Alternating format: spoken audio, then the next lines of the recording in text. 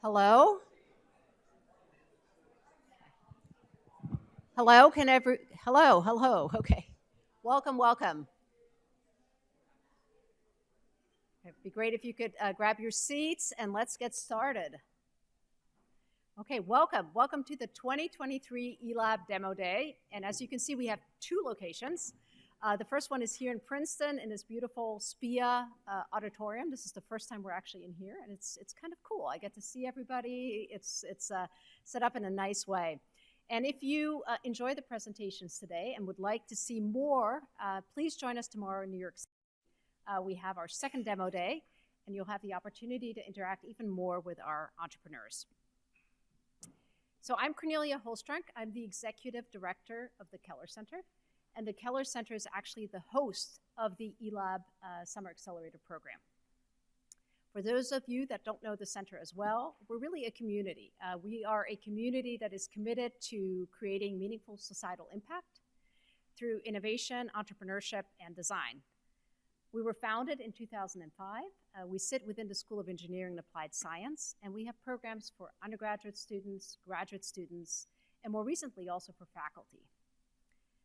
We employ something called humanistic design, which is an approach to building and deploying innovations by thinking a bit more critically about the area in which we're trying to affect change. And we think that this type of approach, based in design, actually enables you to mitigate unintended consequences. So the students that you'll hear from today have all participated in the eLab Summer Accelerator program. This is a 9-week program. It is run out of the Entrepreneurial Hub at 34 Chambers Street, right in the heart of Princeton. And as part of the program, the students receive instructional support and mentorship. This is actually our 12th year. I can't believe it.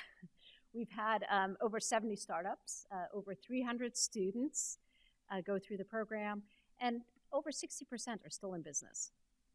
The startup teams work on a variety of challenges, and it's just amazing to see what the students come up with and what they choose to tackle. At this juncture, I just want to extend a really big thank you to Stephanie Landers and to Amanda Ryan and to Ben Leonard, who are all involved with this program and leading this program. So you're probably all here to root on these teams and to root on these entrepreneurs, but I would like to ask you also to be here because of entrepreneurship. Entrepreneurship matters. There is a faculty member within the Keller Center. His name is Professor Derek Liddell. He has just recently released a book called The Entrepreneurs, The Relentless Quest for Value. And in it, he argues that as far back as we can trace human history, there have been entrepreneurs. And not only that, entrepreneurship has existed across geographies and cultures. So for those of you that think entrepreneurship is something of the new age and it's tied primarily to areas like Silicon Valley, this book will say that's not the case. It's actually been around for forever. And that's a very exciting thing because it means it's in our DNA. Furthermore, the book argues that entrepreneurship is potent. It's a really potent force in our society. And Professor Liddell actually says it's probably the most potent force in our society. He also argues that there are many historical insights that we can gain about how to be good entrepreneurs and how to meaningfully create value. And that means, how do we mitigate unintended consequences? I mean, this is in the press all the time, and yet we have so many examples. Here are just a few. These are innovations and startups. The microwave was introduced, and it was a wonderful thing in terms of convenience. But man, has it shaped the way we eat our family dinners. If you think about the introduction of the petrol-powered car, it certainly generated newfound autonomy and freedom, but we didn't really think about traffic problems and air pollution and all of those things. And the last one is more Airbnb. We're all familiar with that. We probably have all stayed at various Airbnbs, but the impact on sort of the short-term local rentals were not considered when this was rolled out.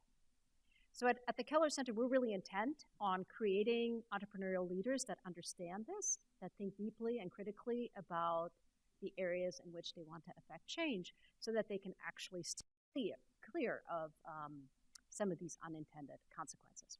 So with that, meet today's entrepreneurs. You'll be hearing from Team Boreas, Team Flock, Team Rentify, and Team VICI. So I want to wish the students the best of luck today as they go up there and give their presentations. I cannot wait to hear them. And I'd love to pass it on to my colleague, Stephanie Landers. Thank you.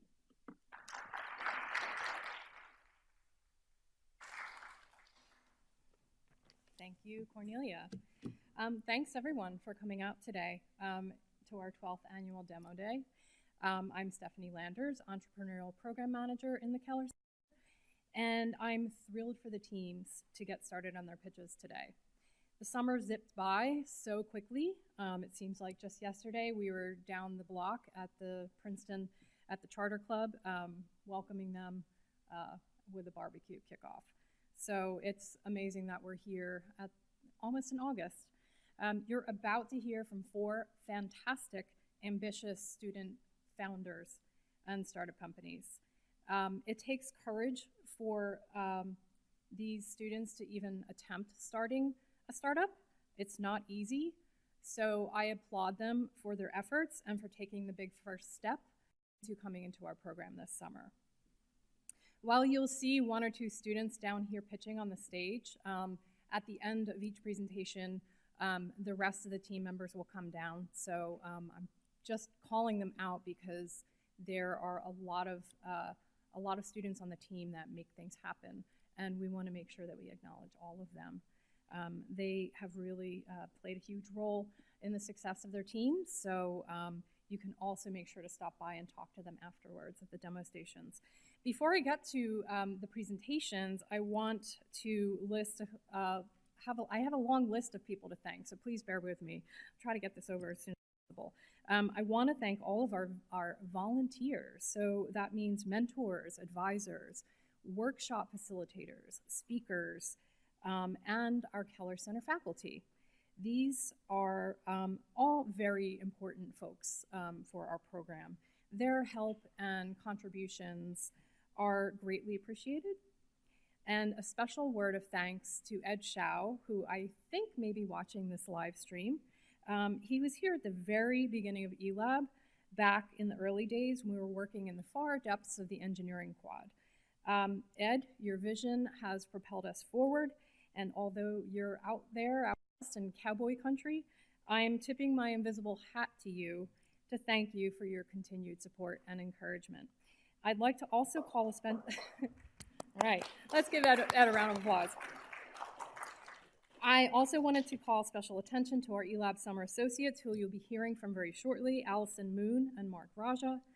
These 2 rising sophomores have worked tirelessly week after week with the teams, with the staff, and keeping the entrepreneurial hub in order, setting up for events and activities, having ping pong tournaments and all sorts of fun and games, and all around smiles and laughter to the hub. So thank you too for all your hard work. I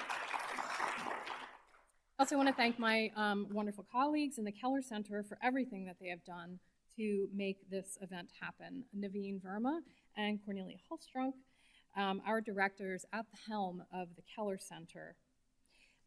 They are steering our innovative ship into new waters every day. And also Gina Guarino is our events coordinator, who has been behind the scenes for months, making sure the venue, AV, catering, balloons, all the little details are in place. And I also would like to thank Keller Center's digital media and communications team, Greg Duncan, who is somewhere up in the booth, I guess, and Ronette Smith and Beth Jarvie. They were responsible for a lot of the programming announcements and advertisements that you saw for this event. So thank you for that. Next, I want to call attention to one of my newest Keller Center colleagues, Ben Lehnert. He joined us in early June, so he's a newbie here. And he just came as soon as eLab was kicking off. He has an amazing background in startups, Microsoft, SAP, and now Stark, which is a startup that has created a web tool to accelerate collaboration on accessibility issues between designers and developers. Ben is a designer and an entrepreneur who's added incredible value to the eLab program, and he meets with the teams every week to impart his vast knowledge and encourage the students to push themselves forward and work harder every day. I'm thrilled that Ben has joined the Keller Center, and I look forward to continuing working with him throughout the academic year. Most importantly, a big, gigantic thank you to Amanda Ryan, my amazing colleague and eLab partner in crime. We haven't really committed any crimes, but we'll just. So Amanda is Keller's program coordinator extraordinaire, who ensures that eLab runs smoothly all summer as well as throughout the academic year. She's sometimes the voice of reason, the one who talks me off a ledge, who plays devil's advocate, who respectfully disagrees with something that I may be trying to do and offers a different way of doing it. I'm very grateful to have her around, and you are spared this year, Amanda, but next year I may be calling you down here onto the stage to give a little speech. But for now, just wave so everyone can acknowledge you. So last but not least, please give a round of applause to our panelists, our feedback panelists, who will be asking questions and providing feedback to all of the teams today. Joe Studholm, Archana Ragaraman, and Vaidi Murthy. Thank you so much for agreeing to participate today. But I can't wrap up this speech without calling out Vaidi Murthy. Vaidi is a two-time eLab participant. His former startup, Frenzy, was part of eLab in 2014 and 2015. Gosh, that sounds like it was almost a decade ago now. And he knows firsthand what it's like to be up here on this stage and all the, what he's gone through in the summer. And now he's on the other side. So thank you so much for being here. Please don't be too hard on the teams. And thanks once again for coming out, and I'm going to hand it over to Mark and Allison, who will be the MCs.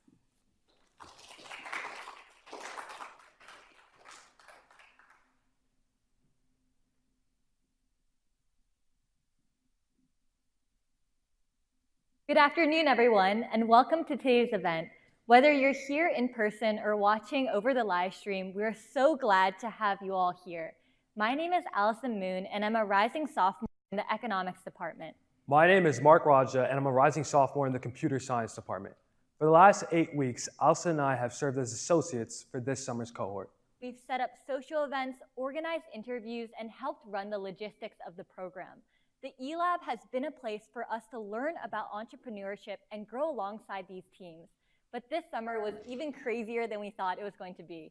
From playing to win in a variety of games in our official eLab 2023 Summer Olympics, to riding the tallest roller coaster in the world at Six Flags, to making sure everyone gets to meetings on time, to the late nights dedicated to working on their ideas. we've both lived and worked alongside this group of passionate individuals. And we're both so proud of how far they've come. Today, you'll see a series of videos and presentations from each team, followed by a short Q&A from our panel. Wait, what if I have a question for that person? Don't worry, there'll be time to ask any and all questions you have to each team at their demo station after the event. Sounds good. First, we have Boreas, a company dedicated to providing professionals in high-risk environments with real-time monitoring to map air quality. This is Leo. Leo has been tasked with digging down to a water main in New York City for maintenance. But little did Leo know that there was an unknown gas main in the way. Due to this lack of information, Leo nicks the gas main, triggering a gas release. Thankfully, Leo is wearing the Boreas 1 gas monitor. With its high accuracy, small form factor, and 24-hour battery life, it is perfectly capable of always guarding against dangerous gas exposures. Leo's monitor immediately alerts him to the gas release, and a quick look on his phone lets him know exactly what he's been exposed to. With this knowledge, Leo quickly calls for an evacuation and emergency services to assist. Across the city, Leo's manager, Mark, is alerted to a gas exposure. He quickly looks at his dashboard to see that a leak has been detected at the worksite by Leo's monitor. He can then quickly alert his coworkers at Construction Co. and bring in their legal department as well as plan to manage this incident. This is just one example of the Boreas Monitor at work. With the Boreas Monitor, Construction Co. is able to meet all legal requirements, manage risk, and meet client needs. And workers like Leo can feel confident in breathing safely and freely while on the job. Boreas, revolutionizing the professional air quality space.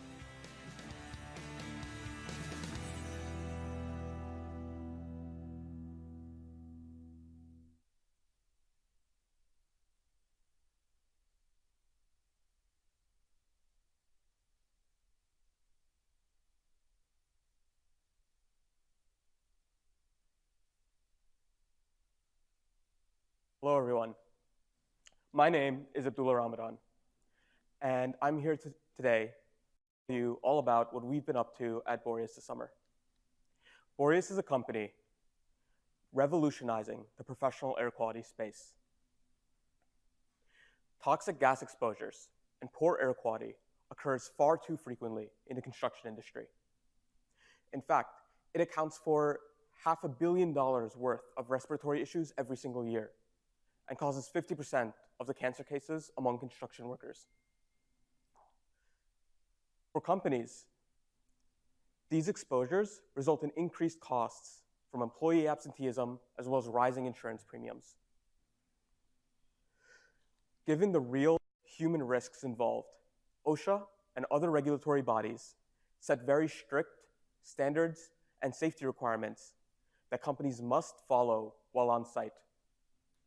These can include masking and the use of respirators. They can also include exposure limits for particular gases, and they also include constant real-time monitoring of the gases in a particular location. Clients can have even stricter needs for their projects. A residential client has a much lower tolerance for life-threatening gases than an industrial client might. So in order to meet these regulations and needs, what companies tend to do is they'll use the outdated gas sensors currently on the market. But frankly, these sensors are terrible. In fact, now, don't get me wrong. The sensors do really well at what they're advertised to do, which is, sensing the gas, figuring out how much of a particular substance is in the air, and reporting it to the user. They do that very well. But there are three key issues we've identified with them. First, these sensors are heavy, they're bulky, and no one wants to carry them around all day while on the job. Second, they have such poor battery life that they can't even stay on for an entire work shift. And third, and I believe this is the most egregious issue with these monitors, they lack connectivity. Now, what I mean by that, with a quick Google search, I can very easily get real-time atmospheric air quality data from across the globe. A company won't know that an exposure has occurred on their own work site until the employee fills out an incidents form, reports it to their manager, then finds this gas monitor base station, plugs the device in, uploads the data to their computer, and then finally sends it off to the company for processing. It's ridiculous. Because at the end of the day, a company does not have the real-time, actionable data necessary to mitigate their risks and monitor their liabilities. And for a worker, they cannot be 100% certain that they haven't been exposed to a life-threatening gas while on the job. We find this unacceptable. But this is where we come in. Boreas is building modern hardware on top of modern software to solve this problem. First, let me introduce the Boreas One gas monitor. This device is a lightweight device meant to be clipped on to the shirt of a worker's shirt and stay on all day, constantly monitoring, constantly guarding against toxic gases. With the accompanying web app, a worker will have access to the real-time personal air quality index, or PAQI, and will also have all their historical exposure data, allowing them to figure out any possible adverse health effects that might be associated with their exposure levels, or associate their exposures with a particular health condition that they currently have in order to limit their future exposures to those gases. This device ends up being 10 times smaller and lighter than the competition. In fact, personally, when I had it on testing the form factor, I constantly forgot that I had this thing on. People would have to ask me, hey, what's that on your shirt? For me to remember, oh God, I'm still wearing the monitor, the mock-up. On the company side, they have a central cloud-based and analytic platform where they will have real-time access to all exposures that occur on their work sites with a heat map to show easy visualization. They'll also have the real-time stats for every employee equipped with a monitor. This is a powerful software platform in order for them to manage and mitigate their liabilities. Now you might be wondering, how much more expensive would this be than the competition? Well, it's not more expensive at all. Our solution costs $300 per device to pay for the hardware, with a $150 per year annual subscription, and a 2-year initial lock-in contract. That means that over the course of 2 years, each device will cost the company $600, or about half of our lowest price competitor. Compared to our competition, offering the same or even better in some instances for gas monitoring with cloud connectivity, a fantastic mobile app, all-day battery life at a smaller form factor. The market opportunity here is massive. $5 billion is spent annually on air quality monitoring, doubling every 10 years. And $1.8 billion of that is just in the construction industry. We're hoping to capture 2% of the service addressable market to end up with $140 million in annual revenue. Over the next year, we plan on completing our pre-series beta devices, as well as our web and mobile apps. We want to conduct our first beta test with our partner construction company, build more partnerships over the next year, as well as finalize our manufacturing process. And by Q4 2024, we intend to have our first letters of intent and begin manufacturing. We have a world-class team to get us there. We have multiple years of experience combined under our belt in user design, in hardware projects, and we actually have experience in construction engineering as well. And I'm confident that, we're going to make it with this. We are Boreas, revolutionizing the professional air quality market. Thank you.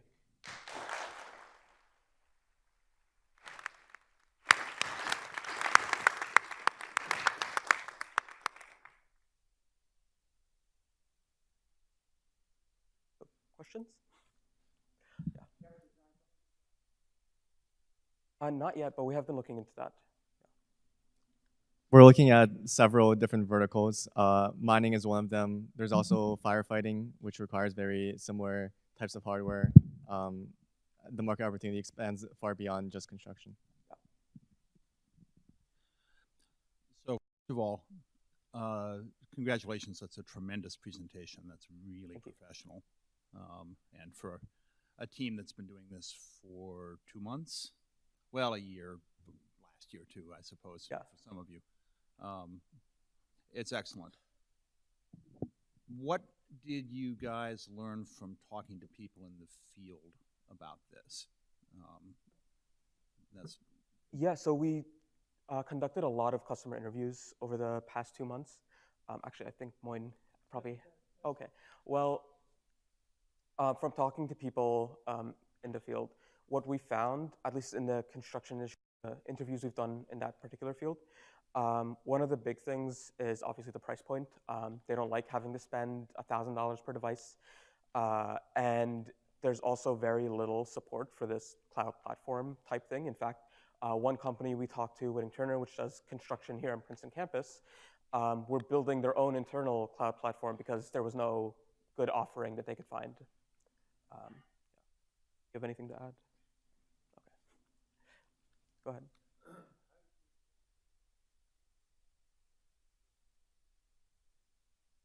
So relatively equivalent. The The response time for our sensor is about 9 seconds to get a fully accurate reading.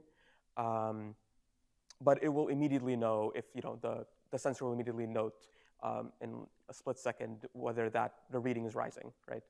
But yeah, an accurate reading, it will take 9 seconds to fully settle. And that is very similar to other sensors on the market right now. Really great presentation. Love also the focus on like a niche vertical to start. Maybe not that niche given the size of the market, but just having focus is really good. Also, form factor is beautiful. So I don't know if your team designed that. Yeah. It looks very nice. Thank you. I would wear it. When you started the presentation, my first thought was those few days with all the air quality issues from the wildfires. Yeah. Like I don't know if I could go outside or not, so I thought that could be another potential application. My question is, you said it's 10 times smaller and lighter, right?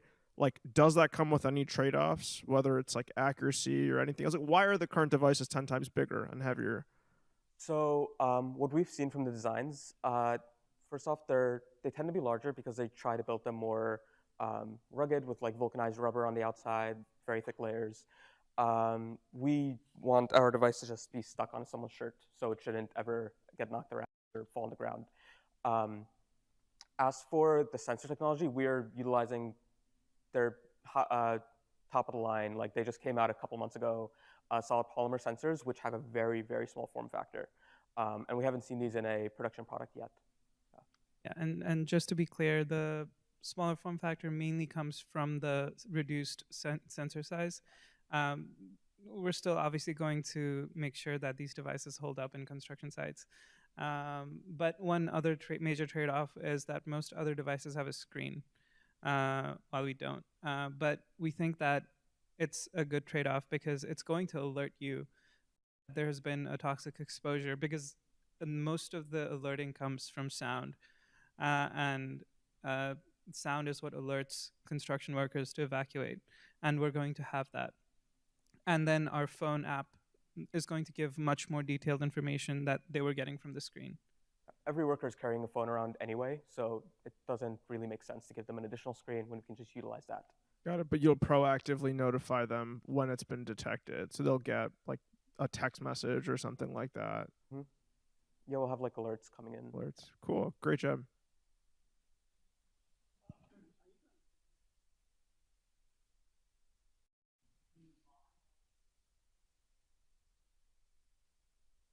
So the only manufacturing we have to do is obviously the casing, as well as the printed circuit board. But most of the parts are generally off the shelf. Now, most of the stuff can be bought domestically, but the sensors we're using are made by a company based in Poland, so we'd have to buy them from them. So right now we're planning on manufacturing in the US just because it's easier for us to, so we want to have a lot of control over the assembly process due to the sensors. It's possible for the sensors to be damaged during assembly.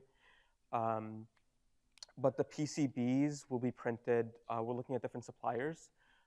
They can either be printed in China or in California. There are different PCB suppliers in both areas.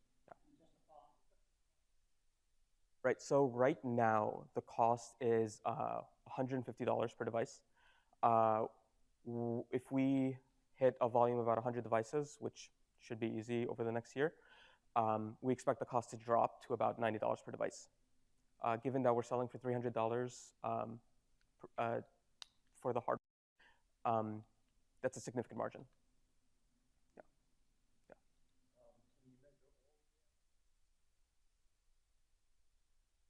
Yeah, so we have a single unit and it's able to monitor 4 different gases. Right now we've been focusing on carbon monoxide, hydrogen sulfide, hydrogen cyanide, and then just explosive gases in general. And that's because these are the 4 gases that our construction partners told us that they cared about. But the design is very modular. In fact, it's definitely possible for us to make it modular so that companies can, their own IT teams can replace modules for the gases that they want to measure. So it's completely configurable. It's very easy for us, and we can make it very easy for the customer. Will it tell you what gas? Yes, yes. Okay, Abdullah, so great presentation, great product. I was just wondering, have you thought about patents, and is this something that you would consider patenting? Yes. Oh, go ahead. Yeah, I was just going to say we have considered it, but right now we haven't gone through with it because it costs a lot. And but we're definitely going to explore it this year, at the end of this year. We don't currently have the funding to file for a patent.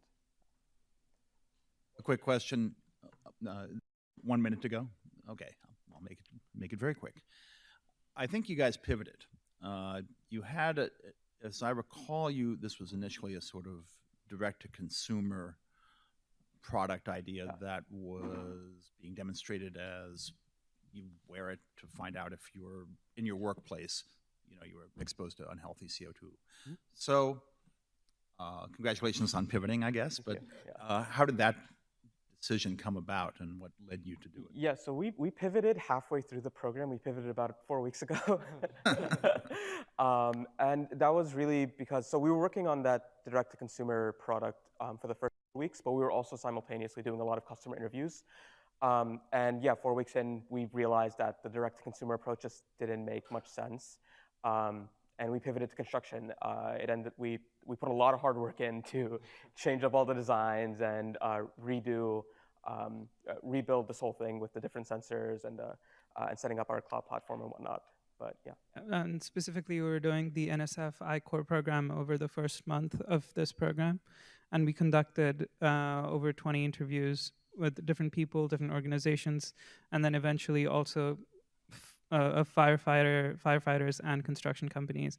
And throughout our interviews with people, with organizations, we realized that there are a very small group of people who would buy the direct-to-consumer product, and that number of people is also decreasing over time. And we decided there was a better need for our product in this industry. Very specifically, it was one group of 50-year-olds in LA that we found wanted our product, and that was the only group we could find. Thank you.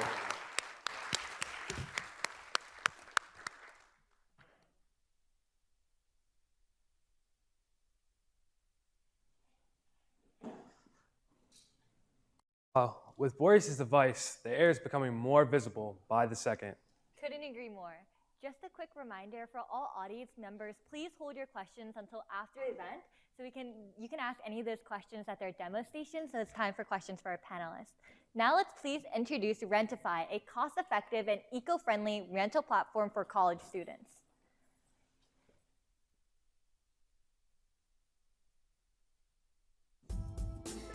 Everyone says that college is supposed to be the time of your life, a time where you can discover yourself and figure out what you really like to do.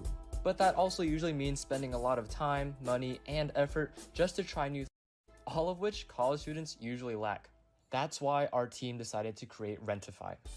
It's a platform where you can rent pretty much anything you want as a more affordable option opposed to paying full price. Textbooks, hobbies, sports, music, it's the college experience packaged all in one place. Rentify cultivates community and allows easy and instant access to anything you need. If you find something you like, you can reserve it and literally just walk across campus to grab it. You can rent a new look for a night out, or dress up for a networking event. Regardless of what you need, Rentify helps you look good, cut costs, and save time. But it also helps our generation take a step towards being more sustainable. The average college student produces about 640 pounds of waste every year. This is a problem at colleges at large, where tons of trash are produced during student move-out, and a lot of things are thrown away in perfectly usable and good condition. Rentify provides a sustainable second-hand platform to reuse what we would otherwise throw out. So try Rentify today, and Rentify your world. Rentify, for collegiates, by collegiates.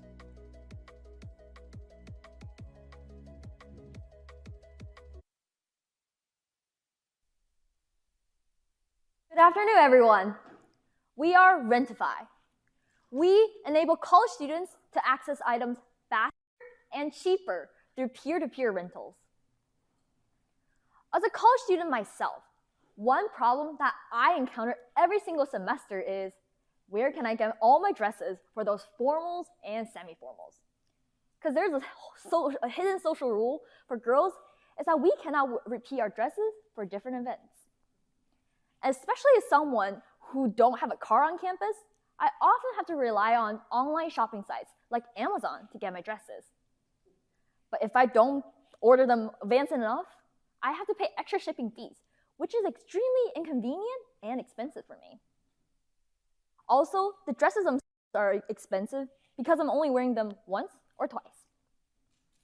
And manufacturing each dress also costs about 22 kilograms of CO2 equivalent. But I am not alone.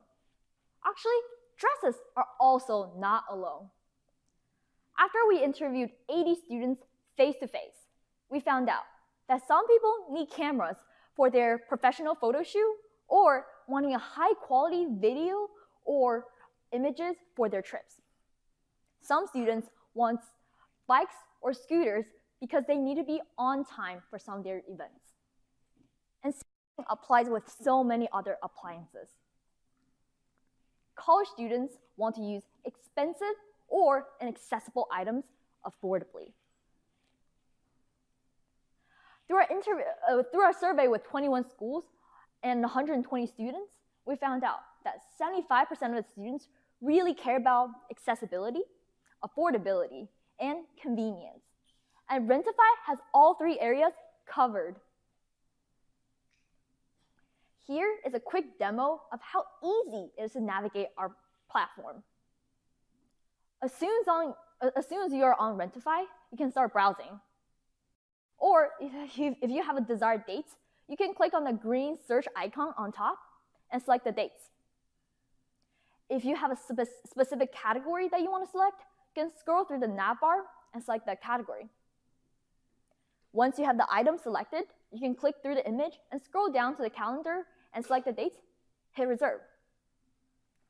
At this point, we do not have the payment system implemented, so it will directly direct you to the contacts of the owner. But the payment system is underdeveloped along with our safe deposit system because we want to ensure our own property won't get lost or damaged. The listing process is just as easy. Once you log in, click on Rent Out My Item. Then you'll get to a 4-step process where first you can select your category, then upload a picture, then you can have a title and description, and lastly, you can have a price. And you're done. Rentify is really the solution. It allows students to save money by replacing buying with renting. It allows students to make money by listing items they don't normally use, and that can turn into their side hustle. It's also extremely convenient for the students since they can knock on their next door neighbor's door and within their own community. It's also extremely eco-friendly since we are eliminating waste and creating a circular economy. Now, you might be wondering, how do we make money? Rentify earns a 10% commission fee on every single transaction. For example, if the owner lists something for $10 and the renter pays for it, then Rentify will keep $1, which is 10%, then the owner will keep the rest of $9. We also have a huge market. There are more than 4,000 colleges and 20 million college students in the US that can all benefit from our product. Now, you might be wondering, how can we get there? First, we will have a college ambassador program where we will have students in their own community to promote us and represent us in their own network. We'll also sponsor events, especially towards the beginning of the semester, to get our name out there early. We'll also look out for key events throughout the semester, such as formal and semi-formals, and really tell the students that we have a better solution for their problem. Rentify is also one of a kind. It is the only service among our competitors that is for college, affordable, has renting features, has a variety of items, and is scalable beyond Princeton University. We're also extremely ambitious. We're looking forward to complete our payment system through Stripe, leveraging their features of two-sided market and also a safe deposit feature. We'll also like to launch in Princeton officially. Right now, we have around 50 users, but we have not seen Rentify being used in its full scale because we haven't seen all students back on campus at the same time. So by September 2023, we would like to launch in Princeton officially. By October 2023, we would like to get 300 Princeton users. By January 2024, we would like to launch in other Ivy League schools. By September 2024, we would like to reach 30 schools. We also have an amazing team. All three of us are rising juniors at Princeton studying computer science. We have the technical skills, but we also have the relatability because we are college students ourselves. Let's rent things faster and cheaper through Rentify. Thank you.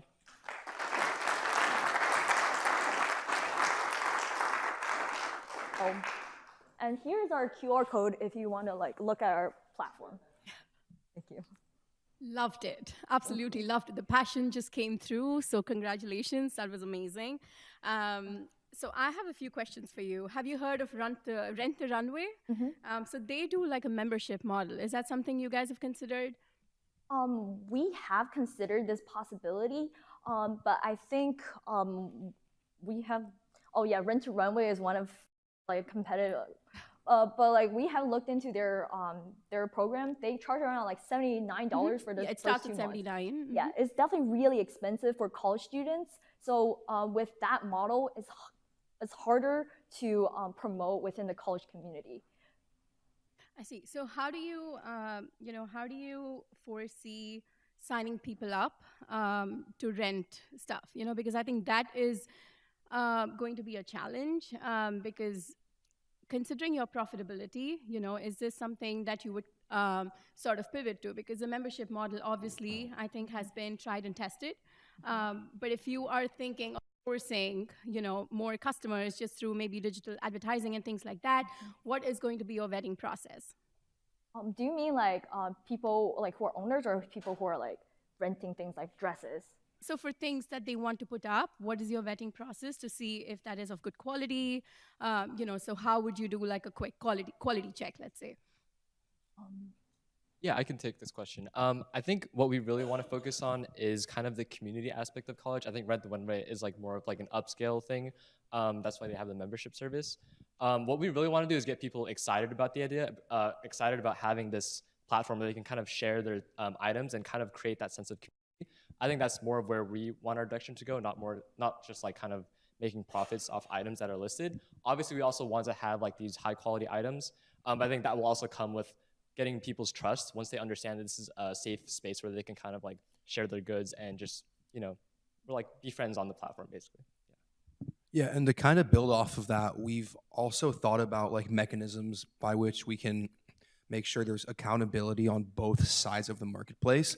And as part of that, we've looked into partnering with insurance companies and also possibly a penalty or strike system where if a person posts too many functional items that they get warnings and such.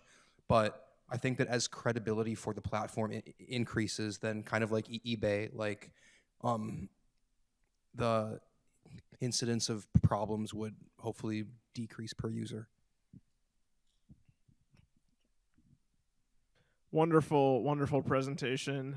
Really loved the enthusiasm. I liked how you started with a personal story, Willow, and took that through because I think that's powerful. Also, very good-looking product. How long have you spent building that?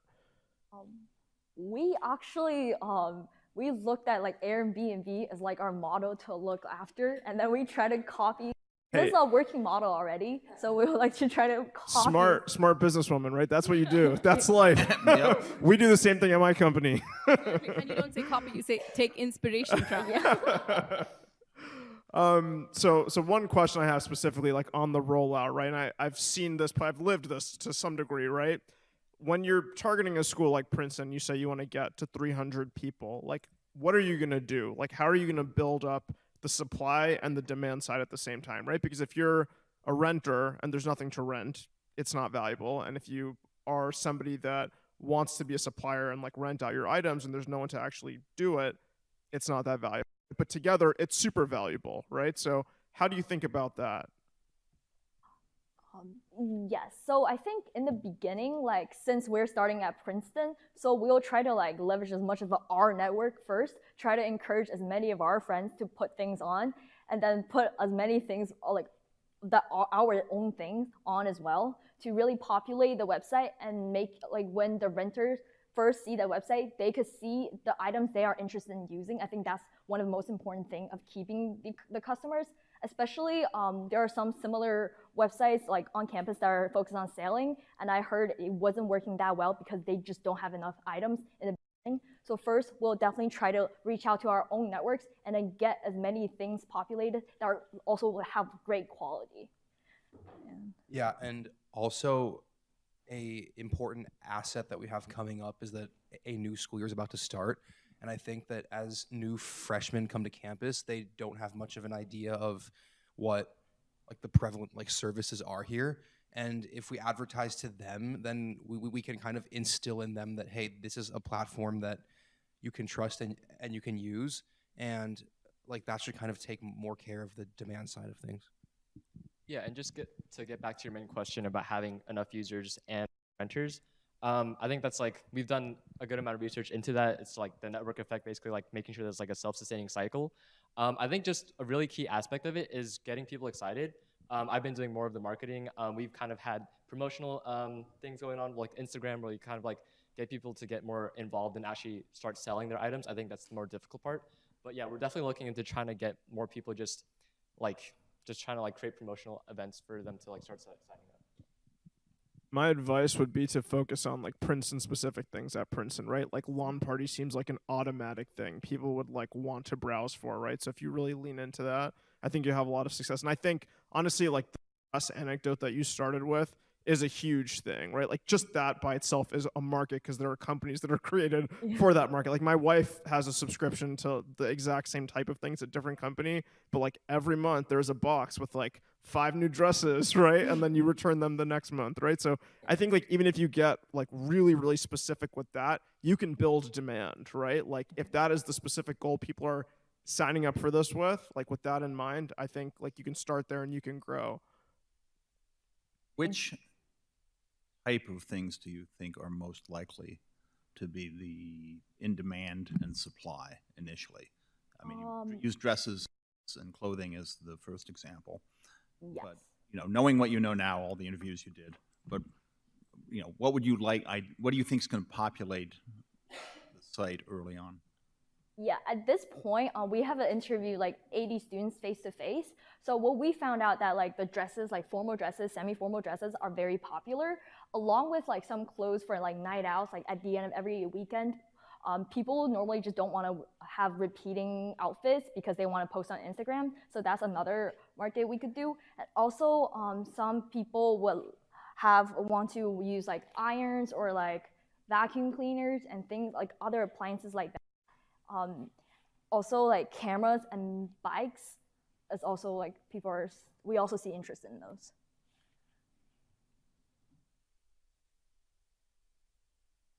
Great job, everyone. Yep. Thank you.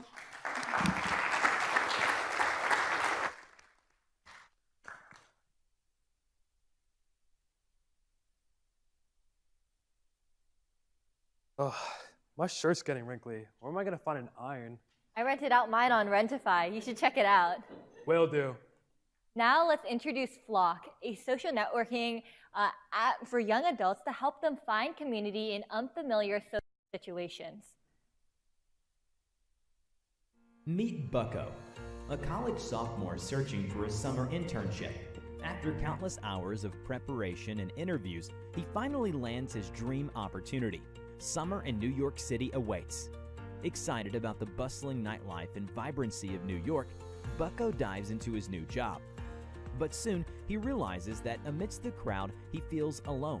Without any friends or acquaintances in the city, Bucko wonders why making new connections feels so difficult.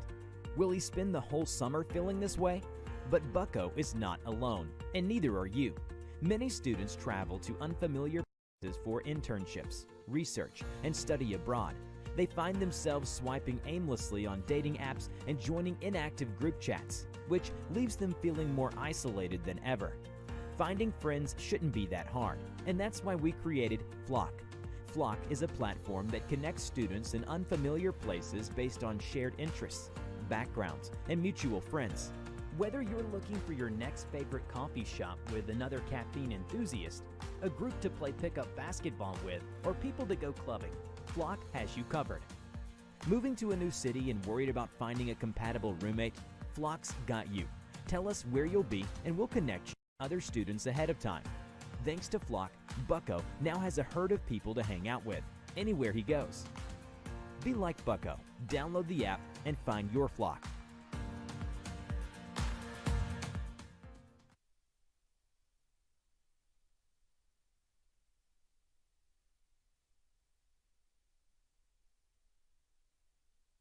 There we go. When I graduated high school, my parents sold the house I grew up in. So when I go back home like I did last summer, I find myself isolated from both my childhood community and my Princeton friends. So last summer, I found myself swiping on Bumble, a dating app, trying to meet people in real life, and it works about just as well as you'd expect it to. I didn't end up meeting a single person, and honestly, I was really lonely the entire summer. But when I came back to Princeton, I shared my experience with the people around me, and I realized that by far, I wasn't the only one going through this. And that is how we developed Flock. My name is Amelia, I'm the CEO, and I'm joined here today by Sarthak, our CTO. Thank you, Amelia. Let's start by focusing at the very root of the problem we're trying to fix: loneliness. We live in an epidemic of social isolation, a world where everything seems connected to the internet, but the people are disconnected. This problem is the largest in the youth, where over 61% of people between the ages of 18 and 25 report to feeling lonely frequently or almost all the time. There are certain transitionary moments in life, moments when we lose our social infrastructures. This can be relocating for a job or an internship, going to study abroad, traveling to a new country, or as I did 2 years ago, moving from India across the world to the United States to start university. And it's in moments like these when we feel more isolated and more alone than ever. What amplifies these problems, however, is the lack of a good solution. Over 53% of dating app users use these apps solely to find platonic friends. And this ratio is even higher when it comes to users between 18 and 25. With dating apps trending towards new friend-finding features like Bumble's BFF, it's clear that a gap in the market exists. Dating apps, however, are not very good at creating real-life connections.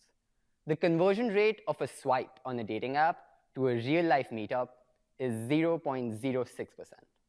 That's 1 in 1,600 people. No wonder people are lonely. That is why we created Flock, because dating apps are highly stigmatized for creating transactional relationships out of social interaction, where people fear being rejected based on how they look and end up feeling more anxious and more alone rather than connected. So to summarize the issue we're trying to fix, people are more isolated than ever.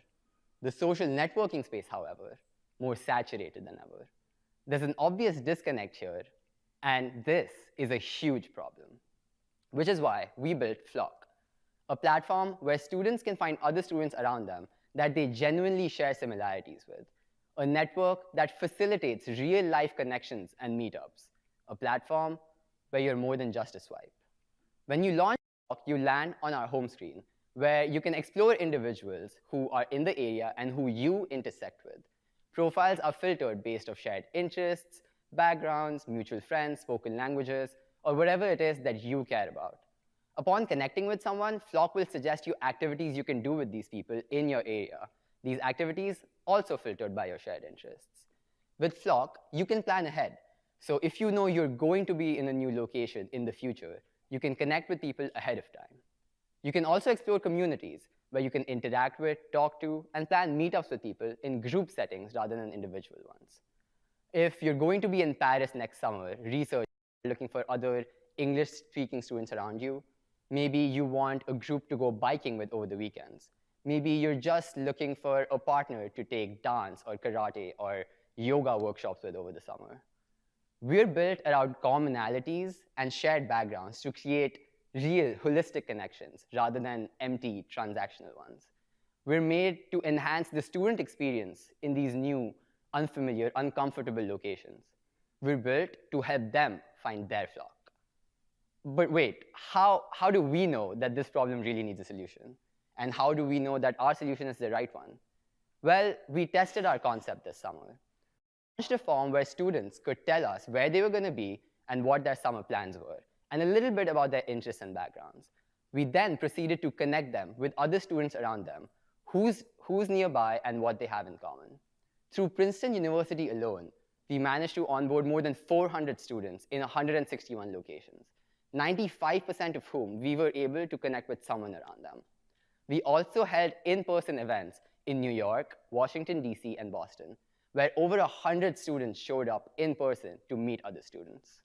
These events also motivated us to implement the communities feature on our app, as we understood that a significant percentage of the user base feels more comfortable interacting in group settings rather than individual ones. This form acted as a proof of concept for us, a product market fit, and helped us understand our market better. So let's take a look at this market we're trying to capture. We're initially targeting only college students. This is a space we have access to, we relate to, we're familiar with, and also a space where this problem is really relevant. College students is a global market of 220 million users, 20 million of whom are existing in the United States. Of these, we aim to capture 500,000 over the first 6 months post our launch this winter. However, as we all understand, loneliness and isolation is not just limited to students and young adults. Between people starting new jobs, recently divorced couples, people retiring, or just professions involving a lot of travel, like journalism, the overall global market for a product like this, as we expand Flock further, is over 1 billion users. Now we know that the social networking space appears crowded, and you might be wondering how we fit into it. So we've organized it a little bit. And I would like for you to think of yourself as a social being and the infrastructures that define you as such. For me, it's my friends, whom I mostly met through high school or college. It's my passions and interests, like rowing or the entrepreneurship community. It's also my gender, that I'm a woman makes me feel more connected to about 50% of the people in this room today. As social beings, we are a compound of the connection that we feel towards individuals and communities. To encompass this, we built a platform that sits at the intersection of these two spheres. Now, the internet has moved many social interactions online. We plan to channel the ease, flexibility, and safety that the internet can add to social interaction, but to push these interactions back into the real world, where we think they really belong. We think it is our understanding for the nature of social infrastructure that sets us apart and allows us to appeal to a market that has become saturated but remains unsatisfied. With our business model, we started to really think about who our user is, students. And to put it in the words of our CTO, as a student, I would do anything to save an extra dollar on anything. So we came up with a business model that comes at 0 extra cost for our users and does not compromise the user experience on the app by creating paywalls. If Sathak and I connect on this app, and we both like to play mini golf, then I can go to our intersection screen and scroll through personalized business services integrations, such as the suggestion to go play mini golf at a local facility. With the summer coming to an end, we started to think about where we're going to take Flock from here. We want to finish building our app by September and beta test it on our 400 users that we onboarded over the summer, and friends and family, of course. And then over winter break, we want to launch at select US colleges. And then finally, we want to build the infrastructure for our business model over the spring. Good timing, I'm done. All right, ready for questions?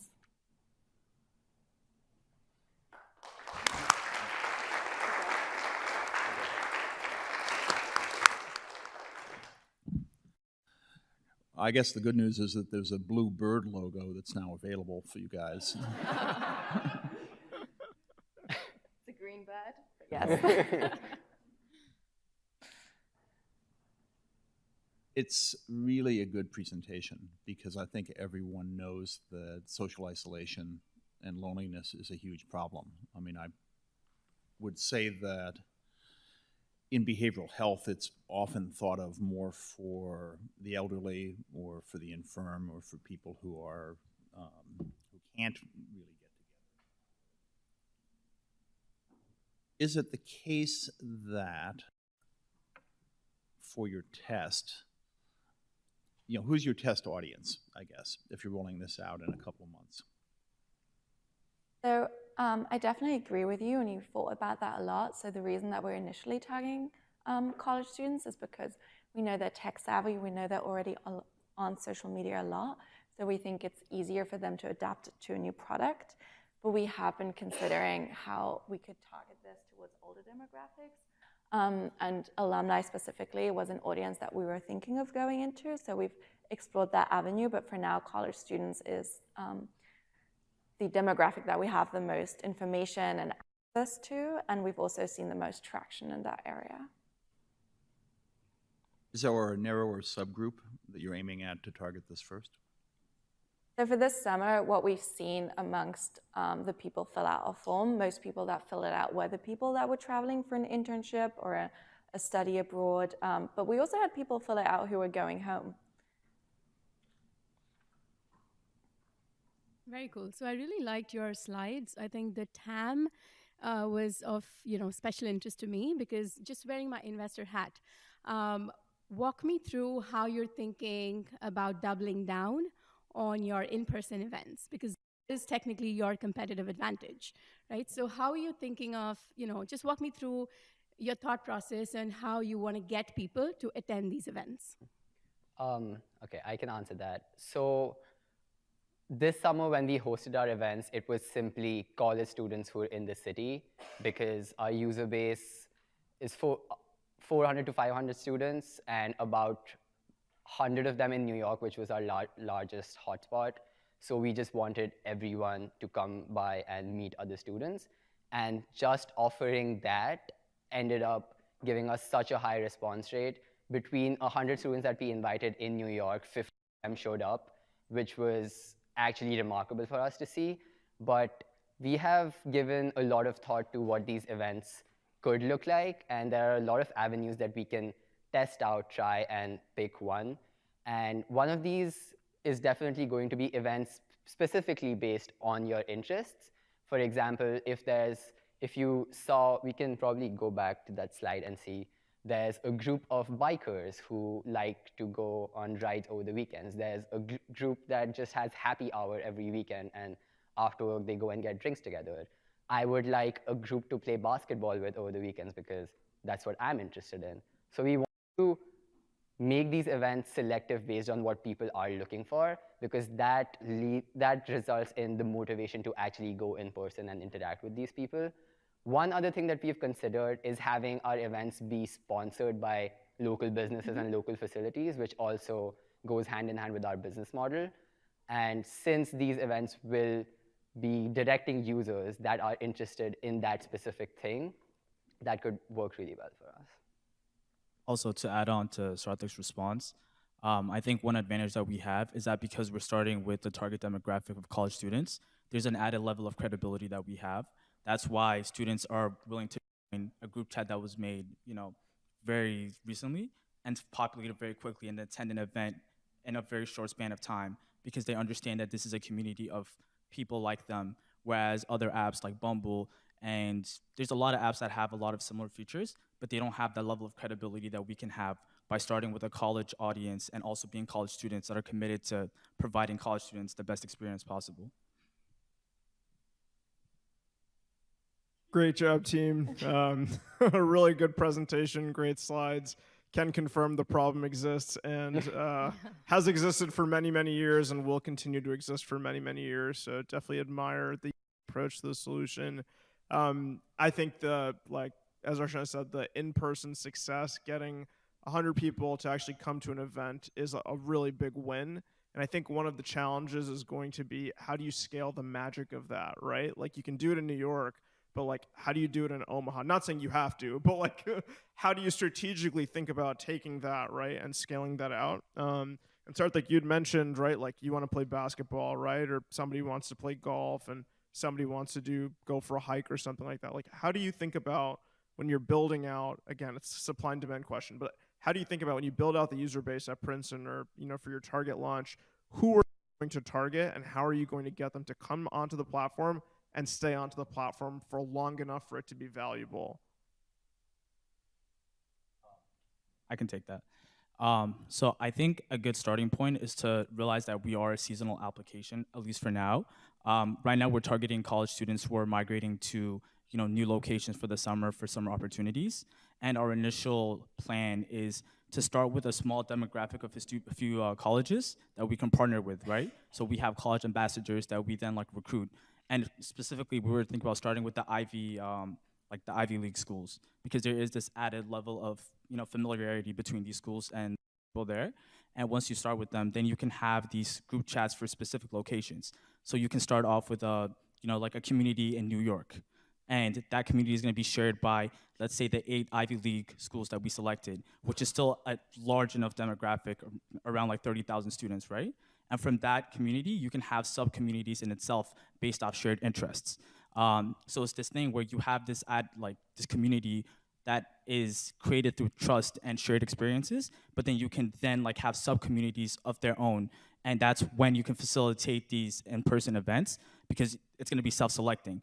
Now you have Ivy League students who are in New York who want to play pickup, and then they meet up, and then they play pickup, and then they realize, oh, wow, this is a person I really like playing pickup with. And now this connection has been created, and it's going to be sustained, because by word of mouth, they're going to be like, oh, Flock is a place where you can find other college students who share my interest, and I can trust that whatever events that Flock hosts and whatever events that I'm interested in joining through Flock is something that's going to be safe and are going to have a lot of students who share my interests and passions. So I love the thought process. I guess my specific question, and really this is just general advice, right, is if you can get those 30,000 people on Flock, 100%, you're right. There are going to be pockets of people who want to do everything. The hardest part about a network like this is getting them on and getting them on at the same time, right? So if you are user 1 and then it takes 3 weeks to get to user 100, all of those users will probably churn, right? So thinking through, one of the benefits is the seasonality, right? The drawback is also going to be you have to make sure that they stay engaged. So just things to think through, but great job. I can actually add a little bit to answer that specific part that you're wondering about. So we've thought about leveraging that seasonality to our benefit and structuring it in a way where we partner with, let's say, the Ivy League schools to start with, and we're offering all of their students our services. And we have this launch coming up. So there's a countdown that all of the students who have access to this platform can onboard and start using it at the same time when the summer begins, 1st May, which is standard time for the summer to start. So when our first user starts, that's when all the other 29,000 also start. So to combat that first user not having. So you might be able to register, but you won't be able to use the platform for another 2 weeks. Cool. I love it. Thank you all. Thank you.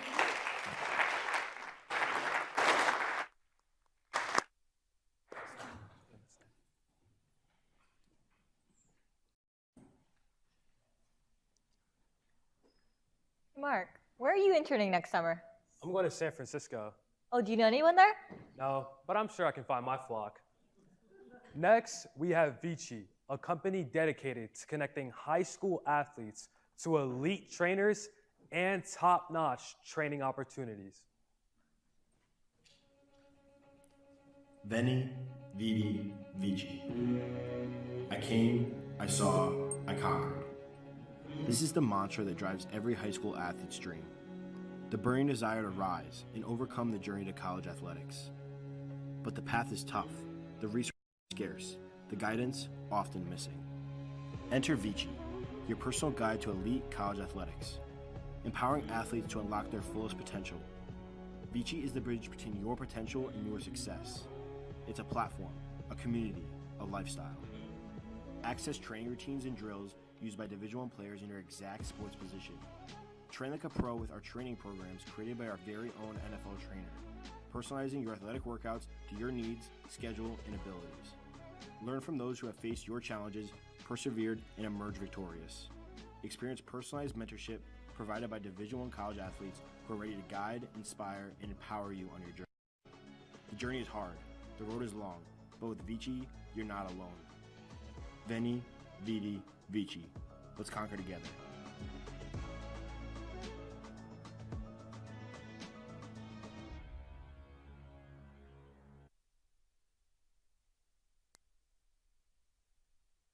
In high school, I played 8-man football, something that most of you guys probably have never even heard of.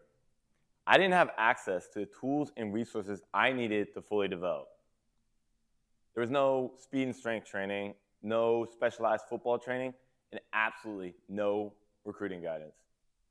I was frustrated, stressed, and afraid that my dream of playing college football would remain just that, a dream. But let me tell you, this experience is not unique to me or to football. My journey to becoming a Princeton track athlete was filled with hurdles. I had a speed coach, but lacked specific endurance and technique training to maximize my athletic development. On top of that, I lacked the knowledge to guide myself through the recruiting process. When I reached out to my school's college guidance counselors, they told me I wouldn't be able to make it to an Ivy League school. However, I proved them wrong, but not without unnecessary stress. I was constantly left wondering whether or not I was good enough to make it to the next level. My name is Nick Sanker. This is my co-founder, Nia Mosby, and this is our team. Our experiences are shared by countless high school athletes across the country, and we think it's high time for that to change. So welcome to VICI, a platform designed to empower aspiring athletes to reach their full potential. In today's society, high school athletes with the aspirations to play sports on a college level face a critical issue. Their dreams are often met with limitations on resources and guidance. You see, it's not just about physical ability. It's about being able to navigate the path to reaching that collegiate level of sports. High school athletes all over the nation are constantly working tirelessly, honing their skills, sacrificing time and energy in pursuit of their dreams. But many of them lack a clear direction and don't understand all the critical aspects it takes to becoming a successful college athlete. The result?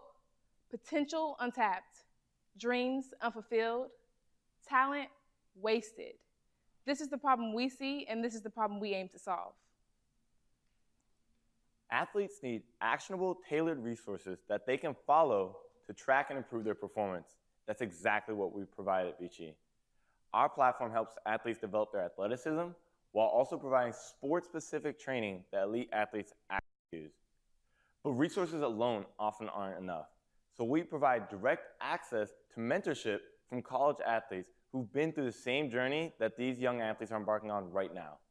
These mentors not only provide training guidance, but also personal insights, advice, and support. Think of it as your own personal guide on your journey to college athletics. VICI is not just a training program. It's a complete package that touches every aspect of an athlete's journey. Athletic performance isn't just simply about natural talent or practice. It's about targeted, scientifically backed training and recovery, which is our first pillar of development. Our partnership with an NFL trainer is a game changer. With his experience in training NFL athletes from teams like the Jets, Chargers, Bears, and more, we're able to provide high-quality training routines and exercises, helping our athletes achieve the physical attributes they need to excel. Elite sports performance demands specialized, sport-specific training. That's exactly what we deliver in VICI's second pillar of development. We collaborate with college athletes and pro trainers who are masters of their sports, providing training drills and routines specific to your position within your sport, from quarterback to pitcher. With VICI, athletes don't have to guess or experiment with their training. They receive proven and effective sport-specific training plans and the guidance to make the most of them.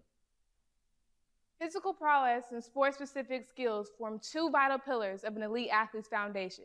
But to truly rise to the top, there's a third component: mental resilience and mentorship. Just imagine having your own college athlete mentor who's experienced the things you're about to go through. Someone who can provide guidance, answer your questions, share their experiences, and even address your fears.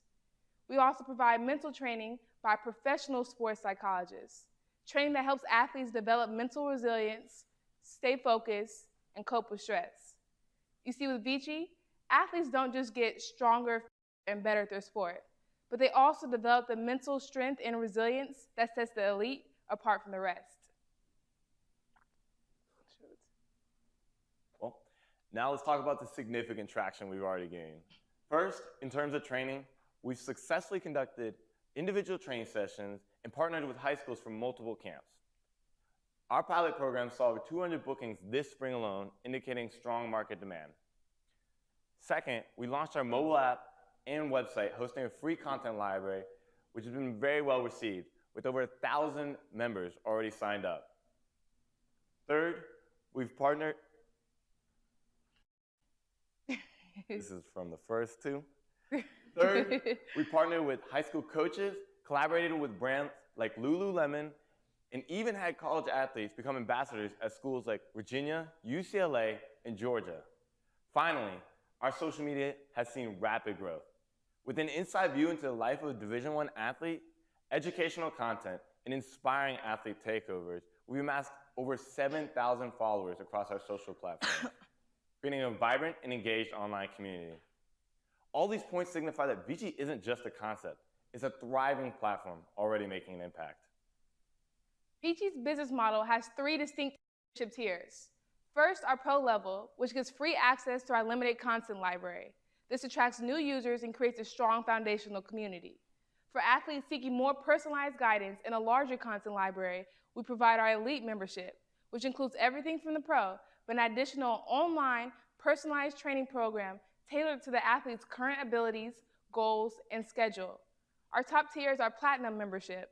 This membership has all the features of the elite, but an additional one-on-one mentorship with a college athlete. This service provides our most comprehensive support and guidance. In addition to these tiers, we host in-person training sessions at an extra fee. Our go-to-market strategy is based on social media, events, and partnerships. We're leveraging social media where today's young athletes spend a significant part of their day. With engaging content on platforms like Instagram, TikTok, and Twitter, we're creating a strong online community and brand presence. Also, we're conducting in-person and online events like training sessions, tournaments, and live streams. These offer a hands-on experience and direct interaction with our partnering brands and athletes, creating tangible value and strong relationships. As we look to the future, we see VICI becoming more than just a platform. We envision it being a community, a movement, the go-to place for high school athletes all across the nation. First on our horizon is launching our paid programs and one-on-one mentorship, then venturing to other sports. We've seen the positive impact we've had in football, and we're excited to replicate that success in other sports like women's soccer. On top of that, we're investing in AI technology to create personalized training programs for all of our athletes, making our training even more accessible and even more catered to their current abilities. In essence, we're revolutionizing the way high school athletes train, grow, and succeed. We're shattering the barriers of geography, access, and resources. We're creating a world where every athlete gets the chance to conquer, irrespective of where they come from or what they have. And most importantly, we're building something that's larger than all of us. We're creating a culture of empowerment, excellence, and community. We're creating a future where every young athlete can say, I am VICI. I conquer. So, are you ready to join the revolution?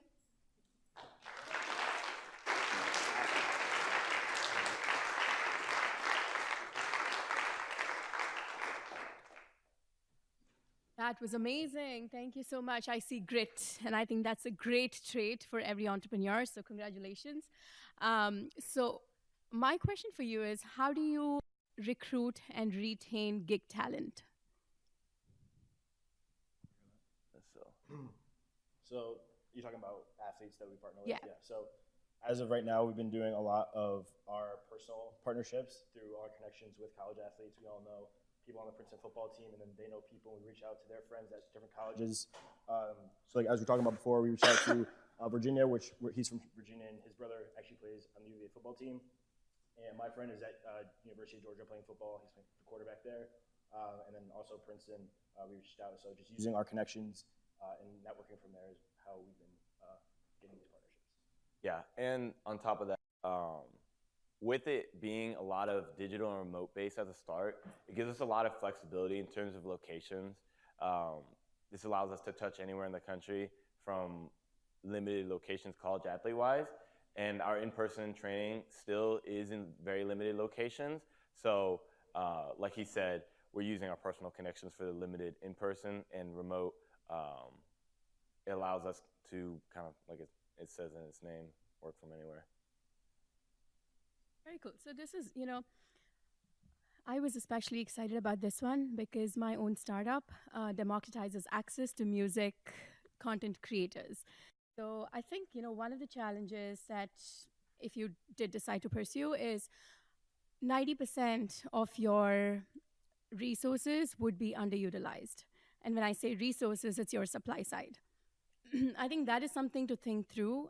You'll have to see how you would, I think recruiting is easy, but how do you retain them would all depend on your demand. And you'll have to think about how you want to source demand for your supply side. So that's, just my advice being in this space for 3 years now. But I would, love to take a look and see if there's a way that we could engage in the future as well. I think I'd love to, get to know about a little bit more. Yeah, the way I would talk about that is the main thing we like harp on people like staying with our platform and everything like that is our social media and just making sure our quality is, or all of our stuff is high quality. Like the video you saw, we have our videographer and he makes high quality content, and making sure our social media is really up to date, really informed, and staying close with all of our members is something vital for keeping our members close.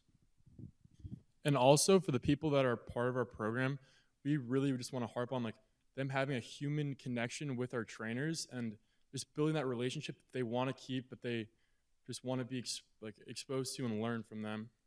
Yeah, and I can touch on that on a note. I think that in terms of the relationships, I'm an older brother I have 5 younger siblings, and we're a big athlete family. There's a lot of football players, but I was the first one to go through the recruiting process.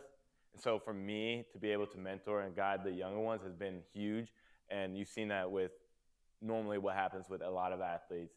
And when we started this, to be able to see how the relationships between, especially for in-person, relationships between the high schoolers and even middle school as well, especially between those guys and the college guys has been really cool to see, because they're not just excited about going to train, they're excited because they're going to see someone that knows them and is, like we talked about, providing not just training guys, but personal insights, advice, and support for these guys in their athletic careers.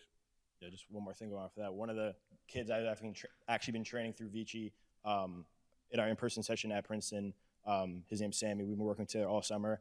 And when we started working together in the spring, it was we were close, but by the end of the summer, I could say I was friends with his dad, his mom, his whole family came to the training sessions, and you just make this great connection with the kids that you're training, and I think that's what makes them come back every single time.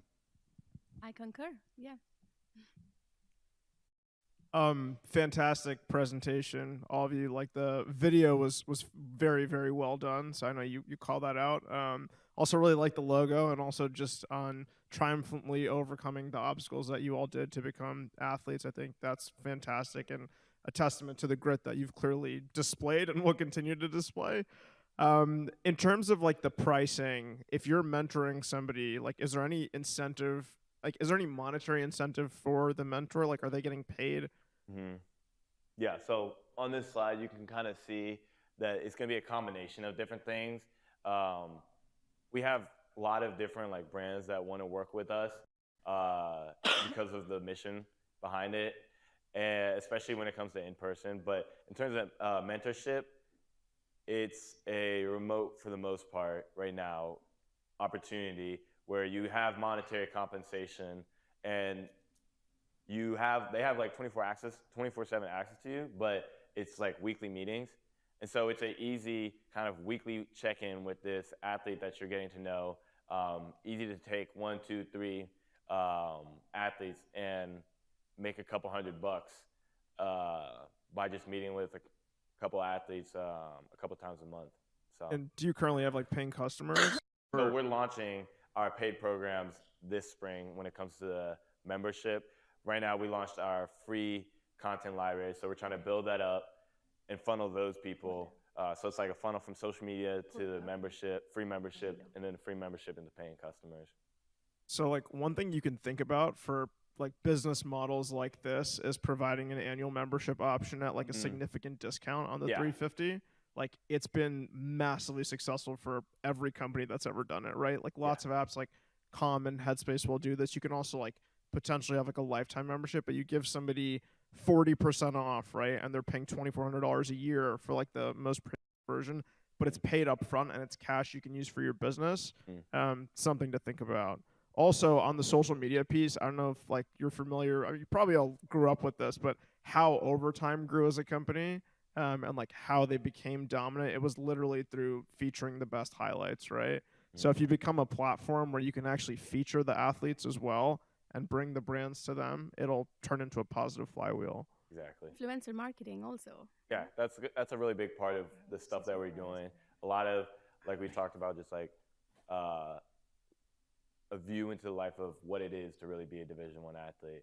And that's hopefully going to be not just the highlights, but also seeing what it's really like to have like the harder things. Because a lot of times you see just the glitz and glam, but you don't see the grind. And so that's really tough on some people. But to be able to showcase what it really takes and the amount of time that goes into it, I think that will be really helpful and be able to see like the authentic side as well. I'd like to finish by complimenting you guys on pulling off something very difficult, which is having two founders present well in the same pitch. It's really tough, and you guys were great at it. Thank you. So that's a good sign for the business. I'll also point out that these type of coaching apps, engagement is driven by the personal connection, and it doesn't take much of that to really build, to be very powerful. Even if they have only 1 or 2 interactions with a coach, that kind of drives everything else. They might only do it the first couple of times, but people feel responsible to their coaches even when their coaches are not there. So that's actually a very useful part of these types of businesses. Yeah, I know at least when I was in high school, I looked up to everybody in my high school that was playing at Division I football. And when they came back and gave us speeches at practice or everything like that, it meant the world to me. And I know that that's what it means to the kids in high school right now. So that's what we do with our partnerships. And just, I know how much these kids look up and like, take notes from the people that are in college right now and how they shape their life and their game after those guys that are in college right now. So just giving them tools that we've learned along the process is something we're trying to give back to the kids. Yeah, most high school kids don't lack the motivation. They lack the clarity and structure. And so if we can provide the clarity and the structure and channel their efforts in the right direction, I think that could, and also providing the vision of how to get there, that provides a lot more effective work, but also it gives you hope, because when you can see how you're going to get there, it kind of gives you a lot, even more fuel to the fire kind of thing.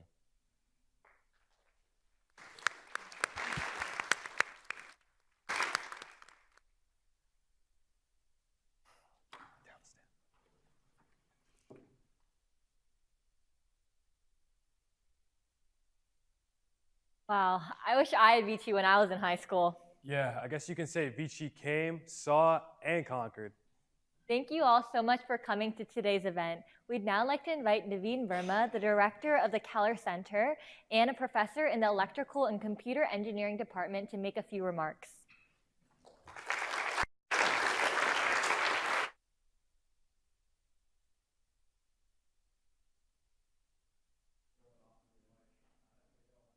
Welcome to all the viewers, and congratulations to our eLab team on Demo Day.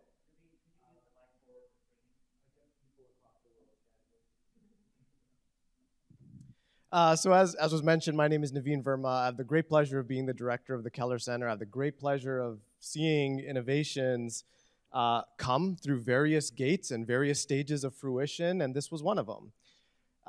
Demo Day is a pretty exciting thing for me personally, and I think it is for certainly all of our presenters and teams. The presentations were all polished. The teams were all prepared and had a lot of conviction. There were fantastic ideas, really good kernels of ideas in various different places. But really the thing here is innovations are hard and complicated things. Sometimes, and we saw that a lot today, they're very personal things and they come from, sort of a deep place and they have a lot of meaning, but it's hard to understand what that meaning is. And it's hard often to articulate what that meaning is to all of the people who might need to be involved in making that innovation come off the ground. And that's what demos are. They're a great chance to celebrate and to present and to have that polish and see that you've actually accomplished something. That comes across even from a 5-minute presentation. But the real value here is something very, very operational. These are complicated things. You got to put it in a form where you understand it. You got to put it in a form where the people around you understand it so that they can get involved in it and you can make the right connections. And so this is certainly a moment for celebration. It's great to see the work and the polish that we've gotten from the fantastic teams and their ideas. But it's also just another step along the way of recruiting the team beyond your team that you need to make these things take off. Teams that can contribute by giving you feedback, teams that can contribute by being partners, teams that can contribute in all sorts of ways that we really can't predict. And so being able to understand your own innovations and put them in a format where others can understand them is really just a critical, critical thing. So thank you for taking that seriously and for doing that. There's more to come, of course, of Demo Day, in fact, but there's also a lot more to come of the innovations that our teams and the people hopefully who viewed and got involved and maybe were inspired. A lot more for all of this to come. So I certainly hope that folks will continue to be engaged in the Keller Center. A lot of these ideas will go places. A lot of them won't. But you'll have learned the process of exploring that and figuring out what works, what doesn't work, how to test that, and how to evaluate that. And that's a process that in one form or another will continue. We certainly hope to be involved in that in the Keller Center as much as we can and in whatever way we can. So I don't want to hold us up too much more. I know that there's next steps even today and then certainly tomorrow. With that, I just want to thank everyone again for the great presentations and for the engagement in those presentations. Thank you very much.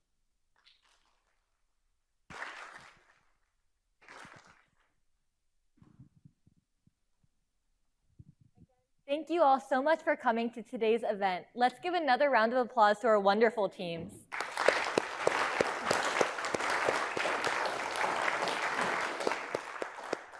Please be sure to check the teams out at their demo stations, which can be located right outside through these 2 doors. Once again, thank you for coming out. Be safe and have a great day, everyone.